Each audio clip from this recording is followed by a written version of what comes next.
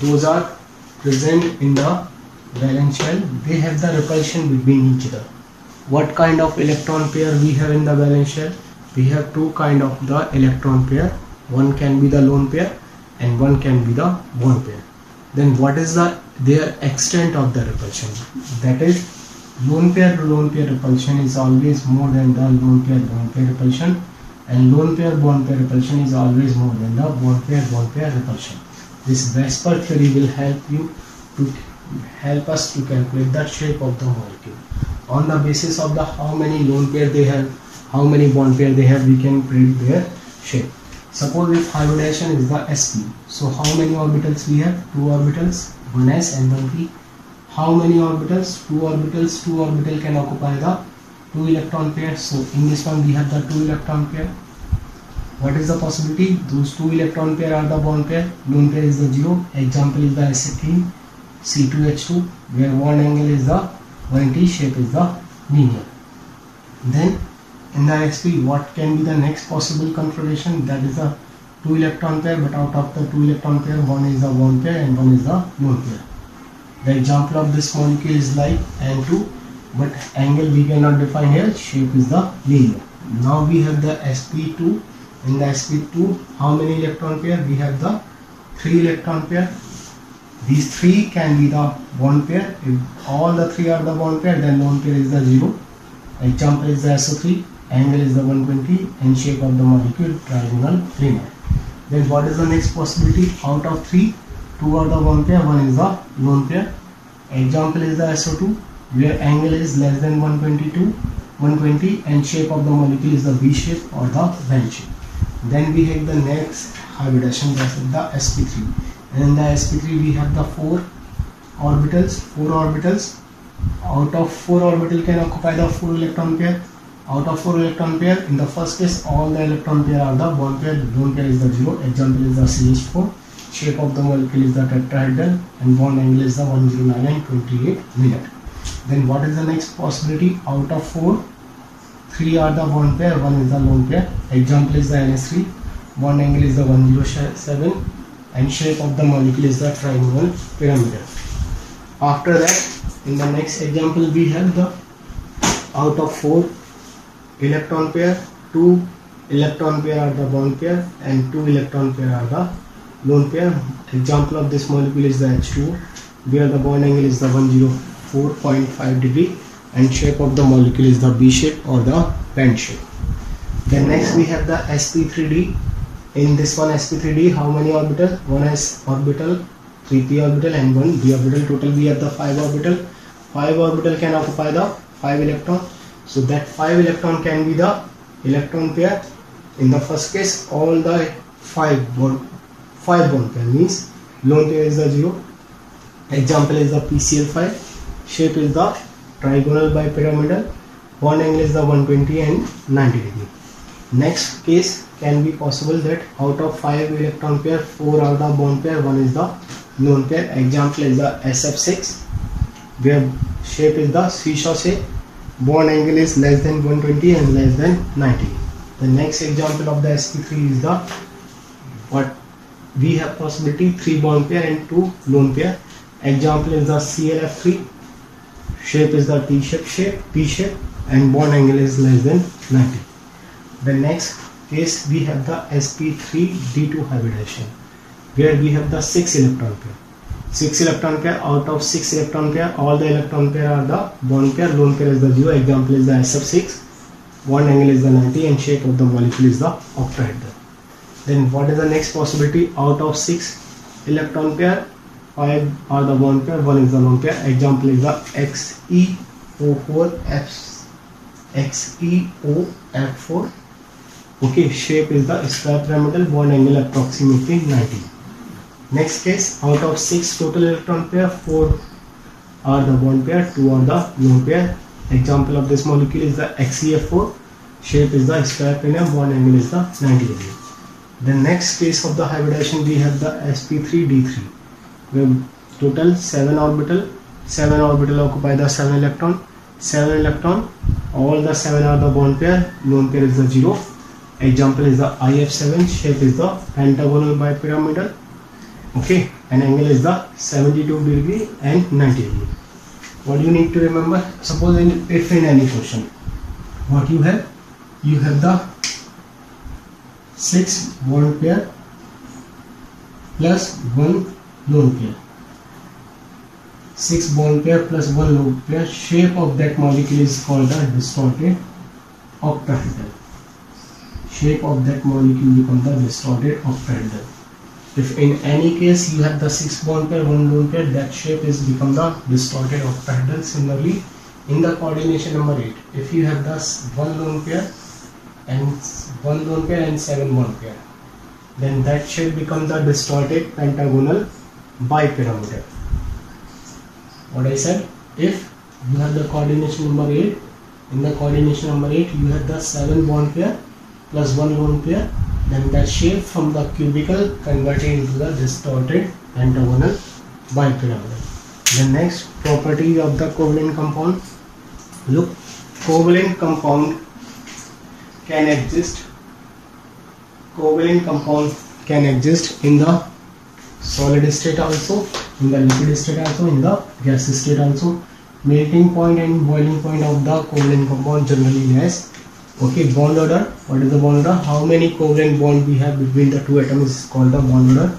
Bond length. What is the distance between two nucleus is called the bond length. Bond angle. Bond angle we know. The angle between two bonds is called the bond angle. Bond energy. The energy required to break the bond is called the bond energy. What the relationship we have?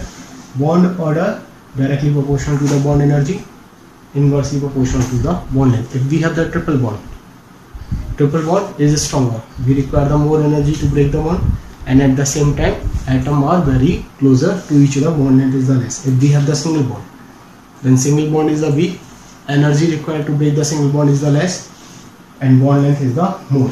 Then we have the Pajan rule. What the Pajan rule explain? Pajan rule explain covalent character in the ionic compound.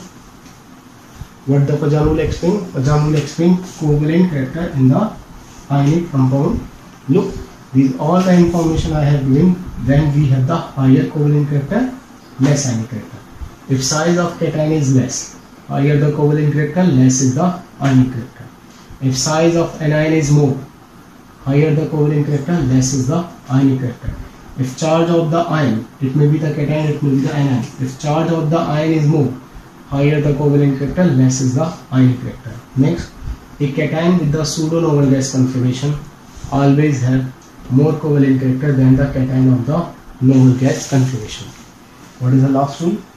A cation with the pseudo-noble gas configuration always have the more covalent character than the cation with the noble gas configuration. For example, Cu plus 1. It is the cation with the pseudo-noble gas configuration, and Na plus is the cation with the noble gas configuration.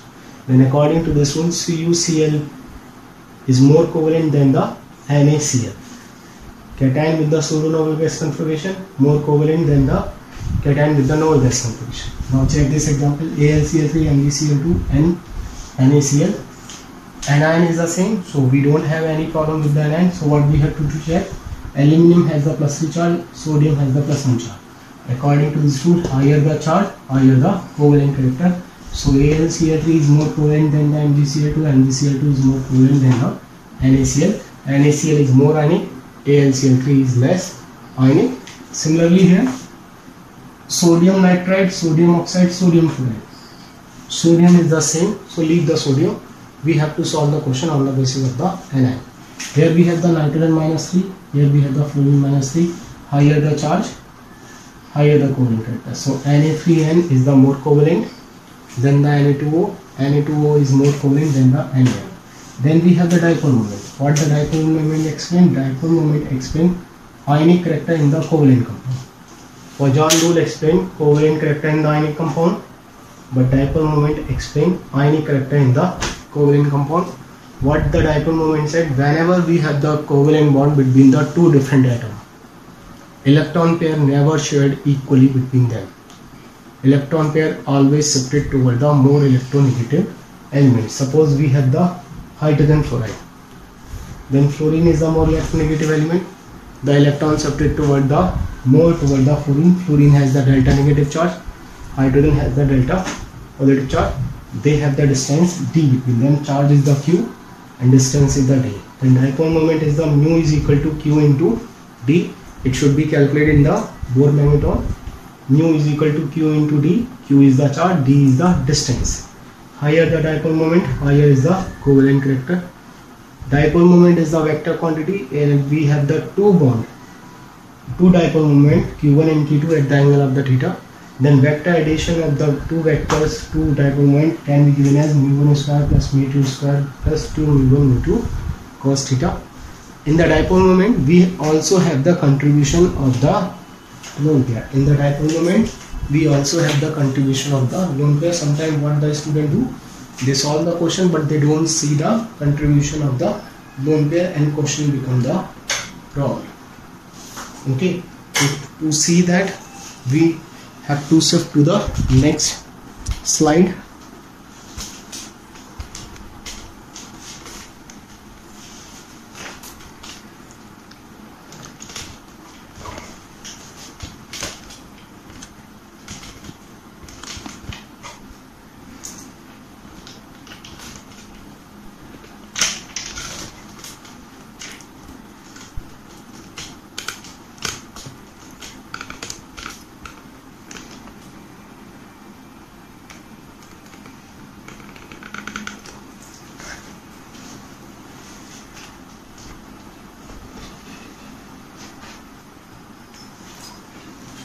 Look here, suppose in this compound we have the 1,4 dihydroxybenzene. Dipole moment is not equal to 0 because we have the two lone pair. Suppose we have the 1,4 amino benzene. No, but again in this compound dipole moment is not equal to 0 because we also have the contribution of the lone. This you need to remember. Okay, although we have the reason also, we can explain this also. But for the time you need to remember that dipole moment of the CH3Cl is more than the CH2 Cl2 more than the CH3Cl3, and dipole moment for the CH4 is the 0. Then we have the resonance. What is the resonance? Resonance is the delocalization of the pi electron density. Many covalent compounds, they can be represented by the more than one valid Lewis structure, but none of the Lewis structure able to explain all the properties. Like benzene has the two valid Lewis structure A and B, but neither A is 2 neither B is 2. Okay, in such case the real structure represented by a different molecule, that is a C. A and B are called the canonical structure or Capillary form. C is the real molecule, that is called the resonating hybrid structure. What we have the delocalization. Delocalization means shifting of the pi electron. Shifting of the pi electron in such a way so that A convert into the B and B convert into the A. So real structure becomes the C.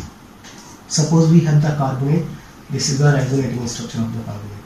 In the carbonate we have the 2 negative charge, and 2 negative charge can be present on the 3 oxygen. So what is the charge on the 1 oxygen? 2 by 3. That is a formal charge. Then bond order. How many bond? 1, 2, 3, 4. 4 bond. How many location? 1, 2, 3. So we have 4 bond present in the 3 location. So bond order becomes the 4 by 3. Now check the circuit. How many negative charge? 1, 2. 2 negative charge can be present on the 4 oxygen. So formal charge on the 1 oxygen is the 2 by 4.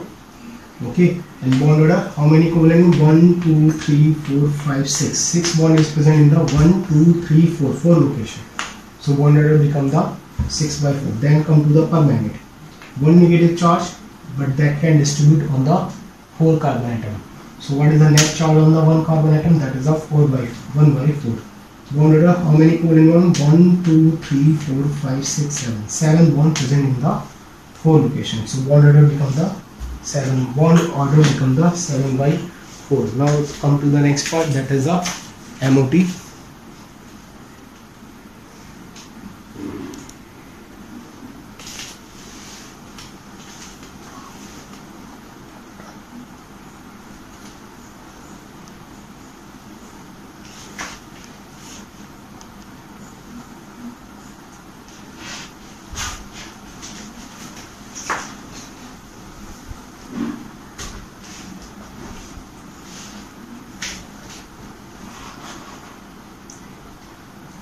Look in the MOT.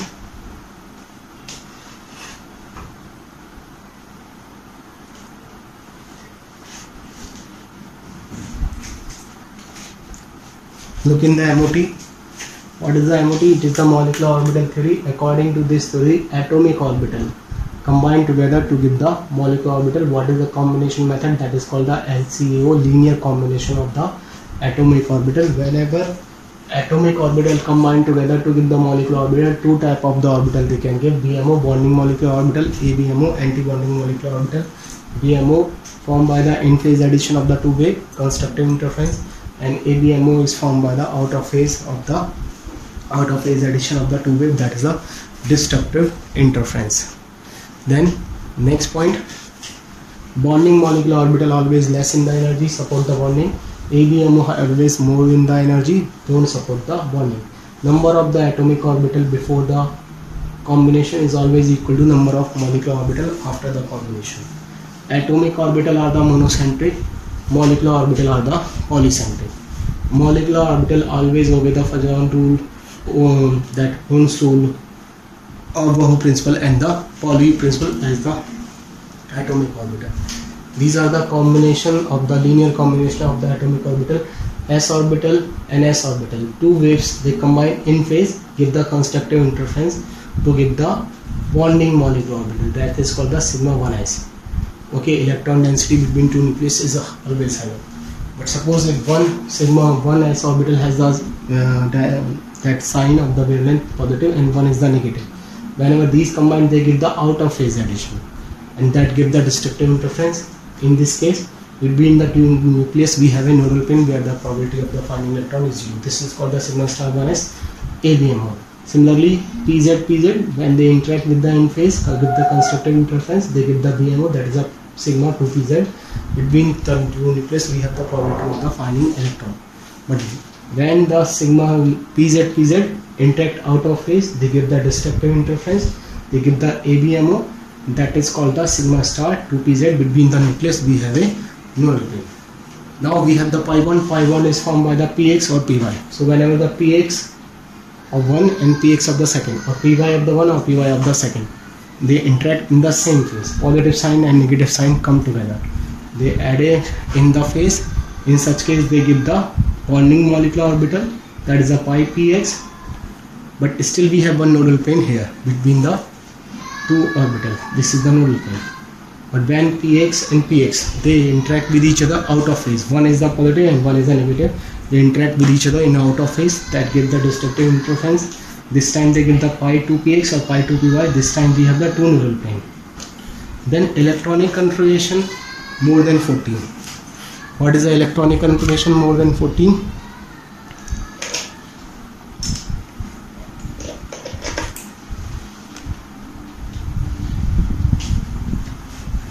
Look, this is the electronic configuration more than 14. Sigma 1s2, sigma star 1s2, sigma 2s2, sigma star 2s2, sigma 2pz2, pi 2px, pi 2py, pi star 2px, pi star 2py, pi star 2pz. This is the electronic configuration is valid when we have the number of electron more than 14. Look, this is the configuration of the neon. This is the configuration of the neon. 2, 4, 6, 8, 10, 12, 14, 16, 18, 20. This is the configuration of the neon 2. If you calculate, then bond order, bonding electron minus anti-bonding electron divided by 2. Bond order will come 0, means this molecule not exist. If I remove these two electrons, then this electronic configuration now become configuration of the fluorine. All the electrons are unpaired. All the electrons are paired. Then fluorine molecule become the dimagnetic. Bond order is the, if you calculate the bond order become the 1. If I remove the one more electron from each pi star, then this become the electronic configuration of the oxygen. Here number of electron is the 16. Since we have the unpaired electron, this compound is the paramagnetic. Bond order is the 2. But if we have the electron 14 or less than 14, then this electronic configuration is not valid. For 14 or less than 14, we have a different configuration. What is that? Sigma 1s2, sigma star 1s2, sigma 2s2, sigma star 2s2, pi 2px2, pi 2py2, sigma 2pz2, pi star 2px, pi star 2py, sigma star 2pz. What happens? This sigma 2pz2 and pi 2px, pi 2py, they exchange with each other. Sigma 2p has to come here and pi 2px and pi 2py come before. So So this is the electronic configuration when we have the number of electron 14 or less than 14. Bond order, number of bonding electron minus number of anti-bonding electron divided by 2. Unpaired electron, paramagnetic, paired electron, diamagnetic. If we have the H2, number of electron 2, configuration with the sigma 1s2, bond order 1, compound is the diamagnetic. But if we have the helium 2, bond number of electron 4, sigma 1s2, sigma star 1s2, bond order 0, molecule don't exist. If we have the lithium Li2, then electronic number of electron 6, electronic configuration up to the helium is the same, sigma star 1s2, then sigma star 1s2, then sigma 2s2. Compound is the diamagnetic, bond order is the 1. Then if we have the beryllium twice, number of electron 8, then electronic configuration up to the sigma 2s2 is the same. After that we have the sigma star 2s2. Okay, in this case bond order becomes the 0, molecule don't exist. Then we have the boron twice, number of electron 10, electronic configuration up to the sigma star 2s2 is the same. After that we have pi 2 px1, pi 2 y1. This compound is the paramagnetic, we have the unpaired electron, and compound has the 1 bond order. If we have the C2, then electronic configuration up to the sigma star 2s2 is the same. After that we have pi 2p x2, pi 2p y2. All the electron are paired, molecule is the diamagnetic with the bond order 2. This C2 molecule can exist according to the MOT. Okay, C2 molecule can exist according to the MOT in the gaseous state at the very high temperature, but it cannot exist according to the BBT. If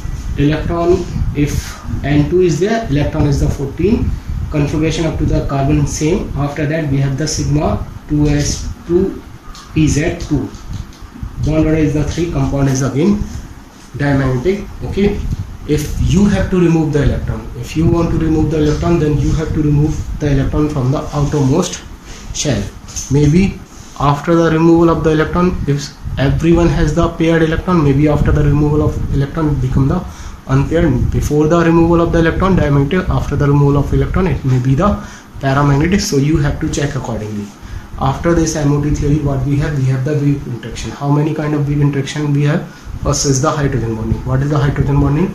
If we have hydrogen connected to the fluorine, and this hydrogen again interact with the fluorine, this hydrogen again interact with the oxygen, or this hydrogen again interact with the nitrogen. What I said, I have been explained. Look, we have one hydrogen. That hydrogen may be connected to the fluorine, may be connected to the oxygen, may be connected to the nitrogen. This hydrogen connected to the fluorine or oxygen or nitrogen, and this hydrogen again interact with the another fluorine, another oxygen, and another nitrogen. So such kind of the weak interaction is called the hydrogen bonding. Hydrogen bonding is one of the strongest weak interaction.